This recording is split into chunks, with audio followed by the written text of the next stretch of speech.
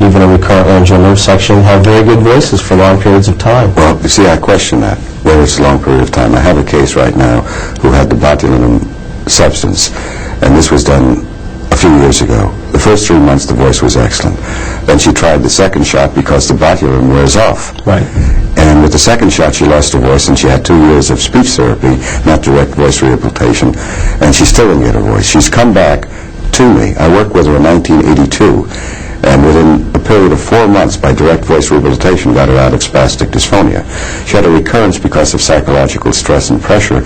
She's down in the San Diego area, and she came back, and within a short period of time, she is now getting her voice back.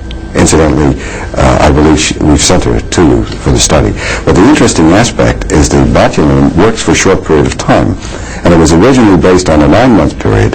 Then it came down to 6 months, every 6 months, then every 3 months, and now I even hear it's used every 6 weeks. So the problem is the substance can do various things, but it's experimental, whereas direct voice rehabilitation cannot hurt you. It's a non-risk, and it's a natural approach. So I feel that patients should have the right to know they have direct voice rehab, whereas this is not known in the country, even though I've been doing it for 20 years.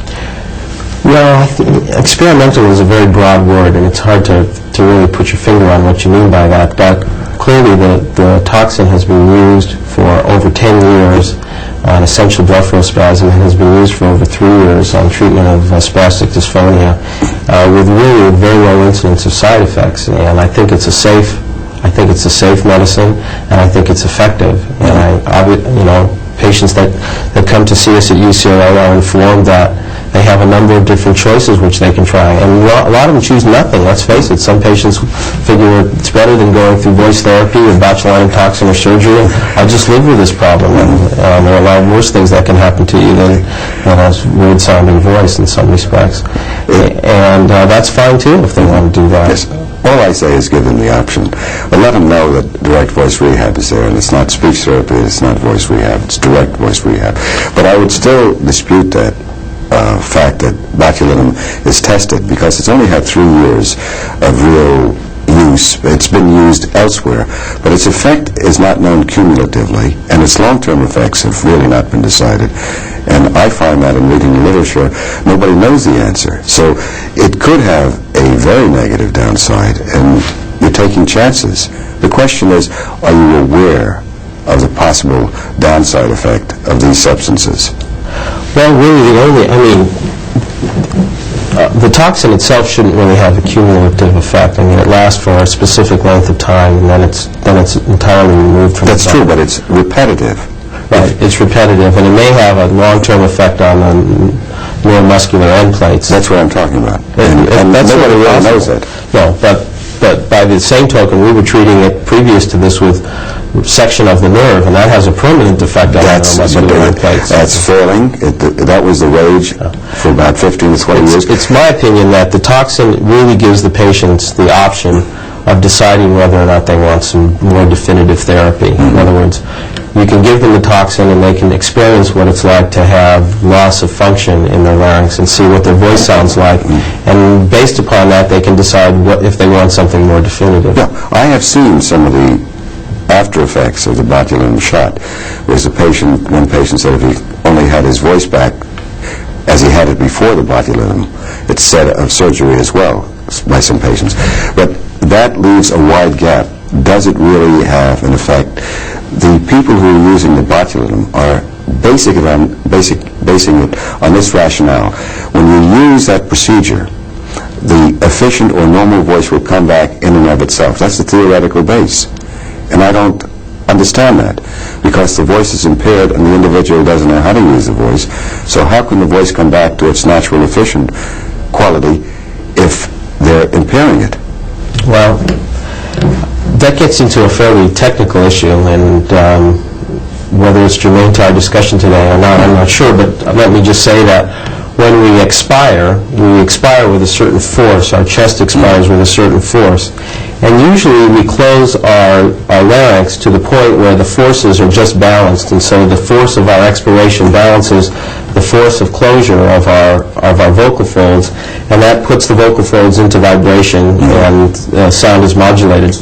In patients with spastic dysphonia, although they're respiring with a normal chest force, their vocal folds come together with a very strong force. And because of that, there's a mismatch between the sphincteric action of the vocal folds and the expiratory force of breathing. I agree with that. And they can't get the sound. But it's coming from the lower throat. All spastic dysphonia comes from the lower throat. And the position I'm saying is change the focus of the voice up to the mask area, and this is not being done in this country. It's amazing.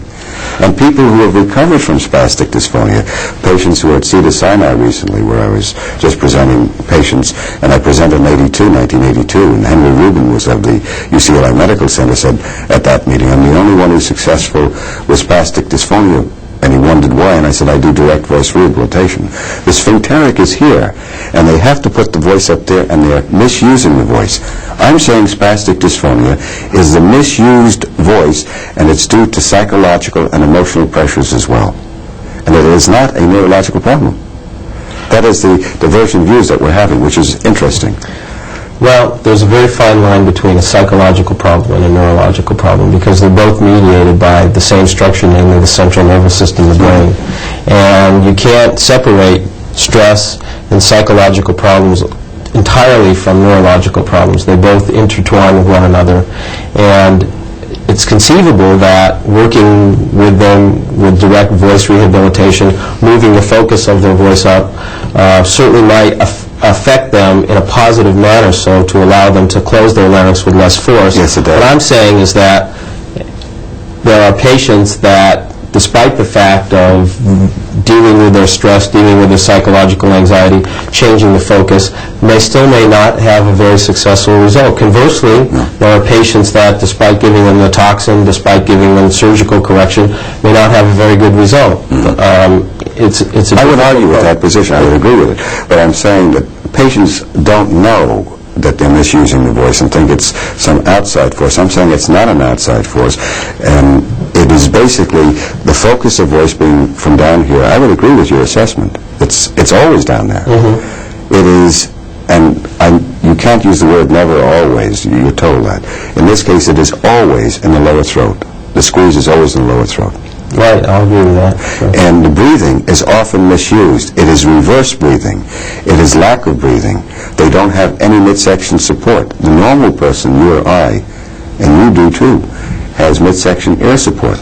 But the individual with spastic dysphonia or a voice problem often reverses it or has a poor midsection air support, so they're squeezing from the lower throat. And what I do is I change the voice up here with a very simple procedure. It's so simple that patients who've recovered over the years have said the same thing. The litany is it's too simple to believe, yet it works. I'm always surprised that patients that develop spastic dysphonia develop it in a very short period of time. You can develop it overnight. Overnight, just about. And that's kind of a medical conundrum, because it's hard to explain why somebody can be talking normally one day and the very following day have a very... No, I would say that depression can bring the voice down, psychological and emotional concern, anxiety. Any kind of tension goes into the lower throat. That's the barometer. And another factor is, I would say, not only can it occur overnight, the majority of cases I've seen of spastic dysphonia over a 30-year period are gradual onset. They're not overnight, but there are the overnight cases. And they have misuse of the speaking voice. They want a lower pitched voice. They want a certain type of voice. They want to push their voice from the lower throat. They let tension, pressure, and anxiety push the voice down there. I think it's hard to decide what comes first, the chicken or the egg. And they may even come both at the same time. Clearly, patients that develop voice problems have a tremendous amount of psychological overlay. They have difficulty with their job, talking on the telephone, relationships with their family and friends, communicating. And so there's a large functional overlay that's set on top of any problem, whether it be a physiologic abnormality, a neurologic problem, And it's hard to separate them because they all become part Which of the comes same first? problem. Well, which is the first and which is the end? I would say that if you change, and we have found this, if you change the mechanical